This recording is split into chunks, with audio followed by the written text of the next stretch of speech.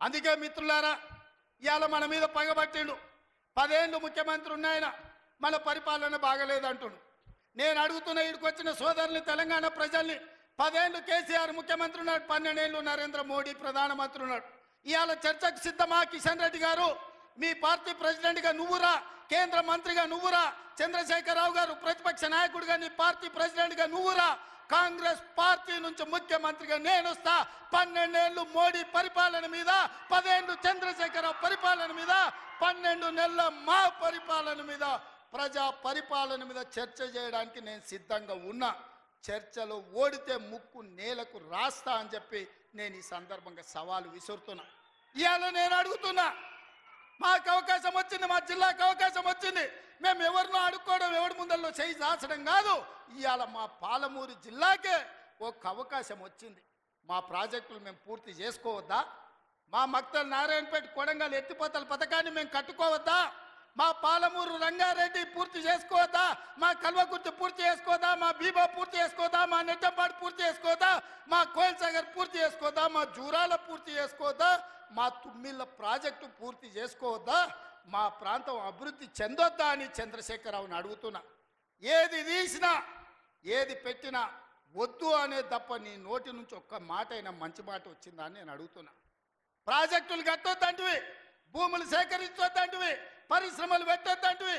లగచర్లలో పరిశ్రమలు అంటే కలెక్టర్లను చంపడానికి చూస్తేవి. మాకు పరిశ్రమలు వద్దా? మా జిల్లాకు ప్రాజెక్టులు వద్దా? మా జిల్లాలో నీళ్లు పారొద్దా? మా పంటలు పండొద్దా? మా రైతులు బాగుపడొద్దా? మేము మంచి బట్టలు కట్టుకోవద్దా? మేము బుక్కెడు బువ్వ తినొద్దా?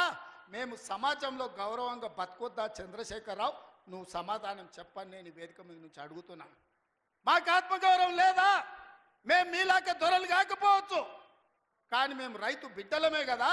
మేము గౌరవంగా బతకాలని కోరుకోవడం తప్ప, మా ఆడబిడ్డలు వాళ్ళ పిల్లల్ని చదివించుకోవాలనుకోవడం ఏమన్నా నేరమా? ఎందుకు అడ్డుకుంటున్నారు నువ్వు, నీ కొడుకు, నీ అల్లుడు అని నేను అడుగుతున్నాను. 12 నెలలు కానీ ప్రభుత్వం అప్పుడే దిగిపోవాలంటున్నాడు. 10 ఏళ్ళలో నువ్వు చెయ్యని పనులు మేము చేసినాం కదా. ఏం బాగలేదు పాలన. ఆయన కొడితే గట్టి కొడతాడంట. ఆయన కొడితే ఎంత గట్టి కొడతాడంట అంటే ఇక అది చెప్పనలవి కాదంట. నేను అడగదలుచుకున్న మా సోదరుడు, అయ్యా ఆయన గట్టి కొట్టడానికి ఫుల్లా ఆఫా? ఏంది గట్టి కొట్టడానికి? ఏం కొడతాడు ఆయన? కొడితే గిడితే ఓ ఫుల్లు ఓ ఆఫ్ గట్టి కొట్టగలడు, అంత మించి గట్టి కొట్టేది ఏందుంది? 10 ఏళ్ళు నువ్వు గట్టి కొట్టేటోని ఆయన ఉంటే, నిజంగానే నువ్వు గట్టి కొట్టాలంటే డ్రగ్స్ పార్టీలు ఫామ్ హౌస్లలో చేస్తున్న నీ కొడుకును వంగబెట్టి గట్టి కొట్టు, వానికి బుద్ధి వస్తుంది. ఢిల్లీలో లిక్కర్ దందాలు చేసి తెలంగాణ గౌరవాన్ని తీసిన నీ బిడ్డను దౌడ మీద అంగబెట్టి గట్టి కొట్టు. తెలంగాణ పరువు తీసినందుకు గట్టి కొడితే వస్తుంది.